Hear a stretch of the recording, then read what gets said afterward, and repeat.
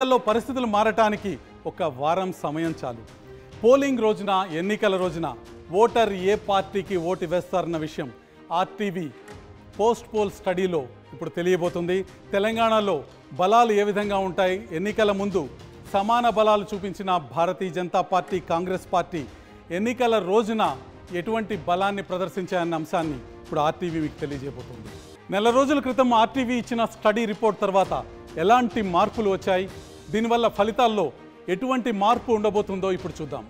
ఆదిలాబాద్ లోక్సభ కాంగ్రెస్ అభ్యర్థి ఆత్రం సుగుణ గెలుస్తారని పోలింగ్కి ముందు ఆర్టీవీ స్టడీలో తేలింది.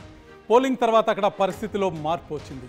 బీజేపీ అభ్యర్థి గోడం నగేష్కు మోదీ మేనియా బాగా కలిసి వచ్చింది.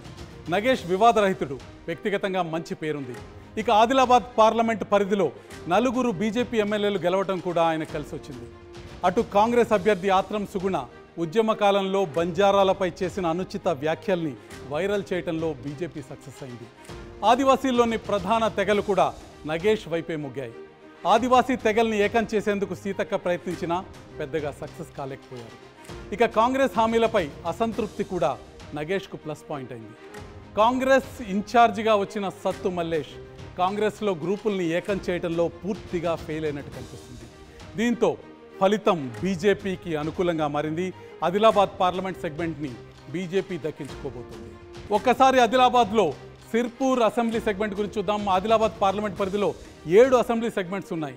మా ప్రీపోల్ సర్వే తర్వాత ఈ నియోజకవర్గాల్లో ఏ మార్పులు జరిగాయో ఒకసారి చూద్దాం. సిర్పూర్ సెగ్మెంట్లో బీజేపీ నుంచి పాల్వాయి హరీష్ ఎమ్మెల్యేగా గెలవటం ఆ పార్టీ ఎంపీ అభ్యర్థికి కలిసి వచ్చింది. బీజేపీ భారీ స్థాయిలో జాతీయ నాయకులతో సమావేశాలు నిర్వహించడం ప్లస్ పాయింట్ అయింది. ఇక్కడ పెద్ద సంఖ్యలో ఉన్న బెంగాలీ ఓటర్లు పూర్తిగా కమలం గుర్తుకే ఓటేశారని మా స్టడీలో తేలింది. మోదీ మేనియా కూడా బాగా కలిసి వచ్చింది ఈ నియోజకవర్గంలో భారతీయ జనతా పార్టీ ఆధిక్యత స్పష్టంగా కనిపించింది. ఇక ఆసిఫాబాద్ నియోజకవర్గం విషయానికి వస్తే ఆసిఫాబాద్ అసెంబ్లీ ఎన్నికల్లో బీఆర్ఎస్ అభ్యర్థి కోవా లక్ష్మి గెలిచారు.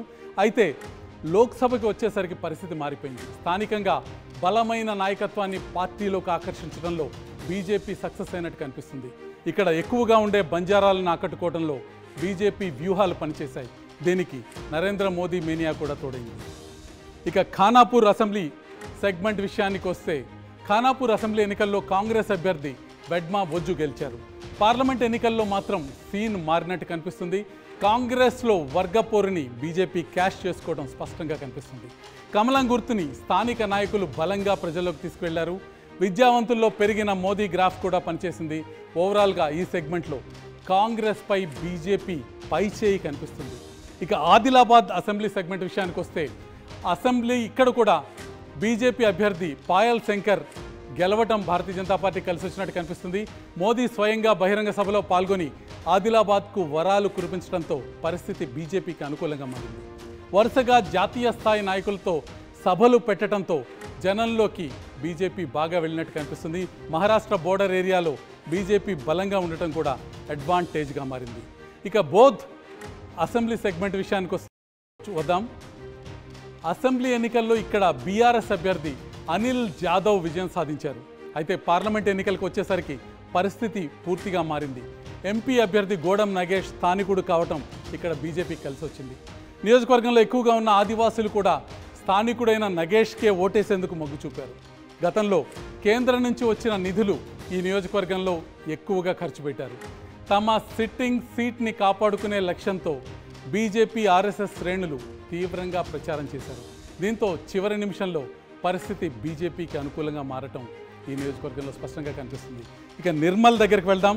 నిర్మల్ విషయానికి వస్తే అసెంబ్లీ ఎన్నికల్లో ఇక్కడ బీజేపీ అభ్యర్థి మహేశ్వర్ రెడ్డి ఎమ్మెల్యేగా గెలిచి ఉండటం ప్లస్ పాయింట్ అయింది.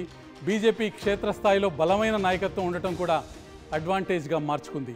అయోధ్య రామాలయం అంశం ప్రజల్లోకి తీసుకువెళ్లడంలో ఈ నియోజకవర్గంలో బీజేపీ నేతలు బాగా సక్సెస్ అయినట్టు కనిపిస్తుంది. బీఆర్ఎస్లో మంత్రిగా పనిచేసిన ఇంద్రకరణ్ రెడ్డిని కాంగ్రెస్లో చేర్చుకోవటం ఆ పార్టీకి మైనస్ అయినట్టు ఇక్కడ కనిపిస్తుంది.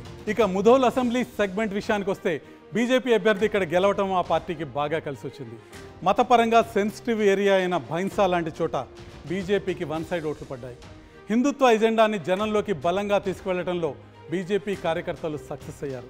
ఇక్కడ కూడా రామాలయ నిర్మాణం అంశం ప్రభావం చూపించినట్టు కనిపిస్తుంది. దీనికి మోదీ మీనియా కూడా తోడైంది. బీజేపీ అభ్యర్థి నగేష్కు విజయావకాశాలు ముధోల్ కారణంగా బాగా పెరిగినట్టు మా సర్వేలో తేలింది. ఆదిలాబాద్లో ఫలితం మారబోతుందన్న విషయం ఇప్పటిదాకా చెప్పుకున్నాం. తర్వాత సీటు వరంగల్. ఇక్కడ కాంగ్రెస్ అభ్యర్థి కడియం కావ్య గెలిచే అవకాశం ఉందని పోలింగ్కి ముందు చేసిన ఆర్టీవీ స్టడీలో తేలింది. కానీ పోలింగ్ దగ్గర పడుతున్న కొద్దీ పరిస్థితి మారుతూ వచ్చింది. బీజేపీ అభ్యర్థి ఆరూరి రమేష్ ఆర్థికంగా బలంగా ఉండటంతో పాటు భారీగా అనుచరగణం ఉండటంతో విజయావకాశాలు మెరుగుపరుచుకున్నట్టు కనిపిస్తుంది. పోలింగ్కి 3-4 రోజుల ముందు నుంచి సంఘ్ పరివార్ ఇంటింటికి తిరిగి ప్రచారం చేసింది. వరంగల్కు స్మార్ట్ సిటీ గుర్తింపు, ఎయిర్పోర్ట్ హామీ, కాజీపేట రైల్వే డివిజన్ లాంటి అంశాలని బీజేపీ బలంగా జనంలోకి తీసుకువెళ్ళింది. మందకృష్ణ మాదిగ ప్రచారం కూడా భారతీయ జనతా పార్టీకి అడ్వాంటేజ్గా మారింది. కాంగ్రెస్ అభ్యర్థి కడియం కావ్య, ఆమె తండ్రి కడియం శ్రీహరి ఎన్నికలకు కొద్ది రోజుల ముందే కాంగ్రెస్లోకి రావటం ఆ పార్టీలో అంతర్గత సమస్యలకి కారణమైంది. విద్యావంతుల్లో మోదీ మేనియా ఉండటం ఆరూరి రమేష్ విజయావకాశాలని మరింతగా పెంచింది. అసెంబ్లీ ఎన్నికలకు, పార్లమెంట్ ఎన్నికకు వరంగల్ పార్లమెంట్ పరిధిలో ఏం మారిందో ఒకసారి చూద్దాం. ఇక్కడ 7 అసెంబ్లీ స్థానాలు ఉన్నాయి.